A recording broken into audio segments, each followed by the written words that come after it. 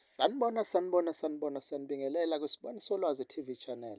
Hayi bakwethu, kwenzeke isimanga la kade kuhlangane khona isilo samabandla nomongameli uCyril Ramaphosa noNdunankulu kaZulu. Baningi nje ekade bebekhona bezihambeli.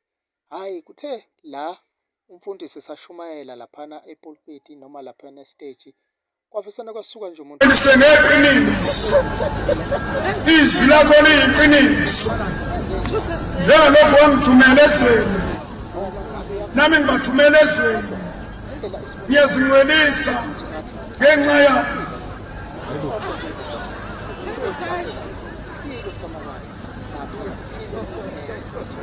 Verse 22. Nenkazimulo ngiphe yona, ngiphe bona ukuze babe munye. Njengalokhu thina simunye. Mina kubona nawe kumina ukuba bapheleliswe ebunyeni, ukuze izwe lazi ukuba wena ungithumile wabathanda njengalokhu ungithandile. uKristu inkosi, uKristu inkosi. uJesu ukhuluma ngobunye, uJesu ukhuluma ngokuthandana, uJesu ukhuluma ngokunakelelana.